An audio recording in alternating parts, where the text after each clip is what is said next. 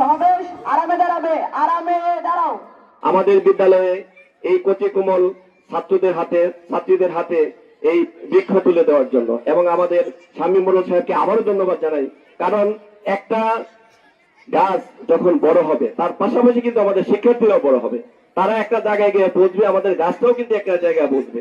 শুধু এটাই না, আমাদের ধর্মের মধ্যেও আছে যে কেউ যদি একটা গাছ রোপণ করে মারা যায়, ওনার এই গাছ যতদিন থাকবে জলবায়ুর প্রভাবে এখন যে আমাদের নেতৃবৃন্দ আগে বলেছেন যে জলবায়ুর প্রভাবে যে অবস্থা তৈরি হয়েছে দেশের বা বিভিন্ন পরিবেশের, বন্যা, খরা, বিভিন্ন ধরনের অনুষ্ঠান আমাদের মধ্যে হচ্ছে, সেগুলো যাতে না হয় সেই রক্ষাতেই কিন্তু আমাদের মাননীয় প্রধানমন্ত্রী এই উদ্যোগটা দিয়েছেন।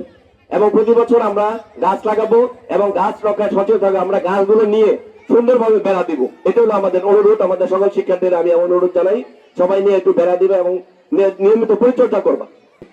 যারা উপস্থিত হয়েছেন সবাইকে আমি মাউন্ট ইন্ডিয়ান বিএনপির পক্ষ থেকে সংগ্রামী সালাম এবং শুভেচ্ছা জানাচ্ছি। আজকের এই মহৎ উদ্যোগের জন্য আমি আবারও আমাদের প্রিয় নেতা, এই যে নিঃশ্বাসের সাথে ছাড়ছো যেটা, এটা হলো ওই জিনিস, একে বলা হয় কার্বন ডাই অক্সাইড। এটা গরম করে দেয় এবং এটা ভিতরে বিষাক্ত হয়ে যায়। এটা যখন আমরা ছাড়ি, এই যে গাছ দেখছো, এই গাছে এই কার্বন ডাই অক্সাইডটা নিয়ে যাচ্ছে। আবার যখন জোরে নিঃশ্বাস নিচ্ছি, এটা কি নেই আমরা অক্সিজেন। বৃক্ষরোপণ আমাদের মানুষের জন্য অত্যন্ত গুরুত্বপূর্ণ একটা গাছ, কারণ গাছ আমাদের অক্সিজেন দেয় এবং আমরা সেটাকে গ্রহণ করে আমরা কিন্তু কার্বন ডাই অক্সাইড ত্যাগ করি। আজকে বৃক্ষরোপণ আমাদের অত্যন্ত জরুরি এবং দরকার হয়ে পড়েছে। বর্তমান মাননীয় প্রধানমন্ত্রী দেশ নায়ক জনাব তারেক রহমান ঘোষণা দিয়েছেন আগামী 5 বছরের মধ্যে 25 কোটি বৃক্ষরোপণ সারা বাংলাদেশে রোপণ করা হবে। আমরা অক্সিজেন নেই, কার্বন ডাই অক্সাইড ছাড়ি। এই ছেলেমেয়েরা বলতো আমরা কি নেই, ছাড়ি কি? তাহলে অক্সিজেন যদি বেশি পাইতে চাই তাহলে কি করতে হবে? বেশি করে গাছ লাগাতে হবে।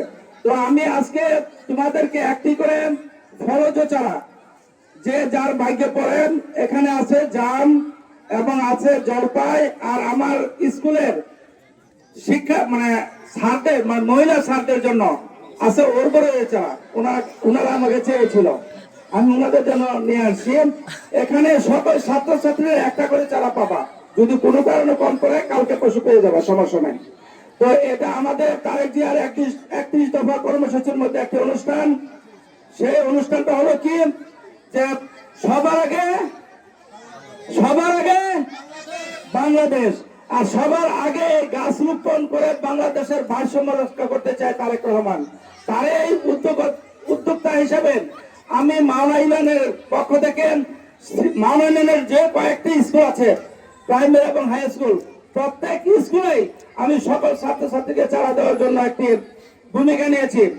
আল্লাহ যদি আমাকে বাঁচিয়ে রাখেন, এই কর্মসূচি যেহেতু 5 বছর আমাদের নেতা একটা কর্মসূচি দিয়েছে, আগামী 5 বছর এই কর্মসূচিটা থাকবে আমার পক্ষ থেকে। আমি চাই এই মাওনা ইউনিয়নকে সবুজে সাজানোর জন্য, সবুজ করার জন্য, সবুজ আমরা যে রোদে দাঁড়ায় আছো সবাই ছায়ে যেতে চাই, সেরকম গাছ থাকলে আমরা ছায়ে দাঁড়াইতে পারবো। তো তারা যে এই অঙ্গীকারকে বাস্তবায়ন করার জন্য আমার এই ক্ষুদে প্রচেষ্টা শুরু করেছি। আগামী দিন আপনারা যাওয়ার সময় সবাই এখানে আমি 2-1টা চারা হয়তো দিব। স্কুল ছুটির পর আপনারা এখান থেকে স্যারদের হাত থেকে এবং প্রধান শিক্ষক এবং সভাপতি এবং এই স্কুলের সভাপতিরা থাকবে, তাদের হাত থেকে যাওয়ার সময় একটি করে চারা নিয়ে যাবেন। আমাদের বাচ্চুরাই এই 3 আসনের মাননীয় নেতা, যিনি আজকে থাকার কথা ছিল কিন্তু অন্য একটা প্রোগ্রামের জন্য আসতে পারে নাই, তার সুস্বাস্থ্য কামনা করে আমি আমার কথা শেষ করছি। ধন্যবাদ। আসসালামু আলাইকুম।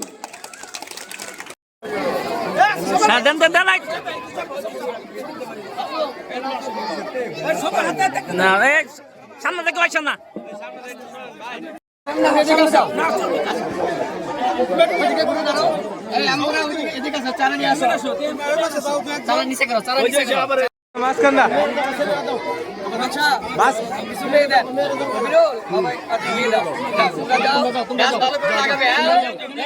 সবাই